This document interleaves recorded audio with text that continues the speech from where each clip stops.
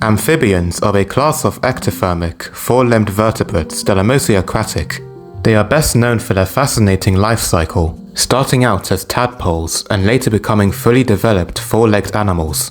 Today, this class is limited to just four main groups: frogs, toads, newts, and salamanders. Another, lesser-known group also exists, the caecilians. I definitely didn't say that right. This is a group of legless, worm-like amphibians that either completely lack eyes or have very tiny eyes. Amphibians were not always limited to just these modern groups. During prehistoric times, this group was far more diverse, including many different forms that occupied a variety of different niches. Some were fully aquatic, while others were more terrestrial. The most famous of these were the temnospondyls, a diverse ancient order of small to giant tetrapods. They flourished worldwide during the Carboniferous, Permian, and Triassic periods, with fossils being found on every continent. A few species continued into the Jurassic and early Cretaceous periods, but all of them became extinct by the late Cretaceous. During about 210 million years of evolutionary history, they adapted to a wide range of habitats, including freshwater, terrestrial, and even coastal marine environments. Their life history is well understood, with fossils known from the larval stage, metamorphosis, and maturity. Most temnospondyls were semi-aquatic, although some were almost fully terrestrial, returning to water only to breed. One of the most well-known and largest members of this group was the genus Mastodonsaurus. This genus of large amphibians lived in what is now Europe during the Middle Triassic period. It belongs to a group of temnospondyls called the Capitosauria, and a family named after it, Mastodonsauridae. This family is very diverse, with many species being quite large, ranging from 3 to 6 meters. Even the smallest members, such as Parotosuchus, were still large relative to modern amphibians, measuring over 2 meters or 6 feet long. They also had scaly skin instead of smooth skin like modern amphibians, and swam with an eel-like motion in the water. The most well-known member of this family was obviously Mastodonsaurus itself. Older reconstructions of Mastodonsaurus showed that it lacked a tail and had a more frog-like body shape. However, we now know this wasn't the case, as more complete remains show that this animal looked more like a crocodile but with no neck. The genus name is not inspired by the extinct elephant relative, Mastodon.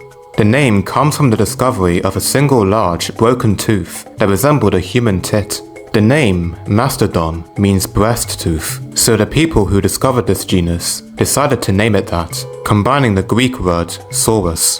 However, the genus name is misleading because saurus means lizard or reptile, which it wasn't. There were 3 species of Mastodonsaurus, with the type species, M. giganteus, being the largest. This species measured from 4 to 6 meters, or 13 to 20 feet long, making it similar in size to large modern crocodiles, such as the Nile and saltwater crocodile. It's possible that older individuals may have gotten larger, based on isolated teeth up to 14 centimeters or 6 inches. It may have weighed a maximum of 2,000 kilograms, making it heavier and bulkier than modern crocodiles. This makes it one of, if not the largest amphibian that ever lived. The most striking characteristic of Mastodonsaurus were the 2 massive tusks on its bottom jaw that stuck through special holes in its top snout when it closed its mouth. This gives it a really badass appearance. It's believed that the lineage evolved larger tusks and stronger jaws over time to deal with more types of prey. This animal was basically a mix between a crocodile and a giant salamander. Its skull had narrow grooves on the surface, showing that it had sensory organs that could detect vibrations and pressure underwater, similar to the lateral lines on fish. The eyes were placed on top of its head, similar to modern crocodiles. Its legs, however, were small and underdeveloped, meaning that it spent almost its entire life in the water. It normally inhabited freshwater to brackish swamps, lakes, and river deltas. Fossil skull remains found in marine sediments suggest that it also ventured into saltier environments on occasion. Its tail was likely thickened with a fleshy fin for propulsion.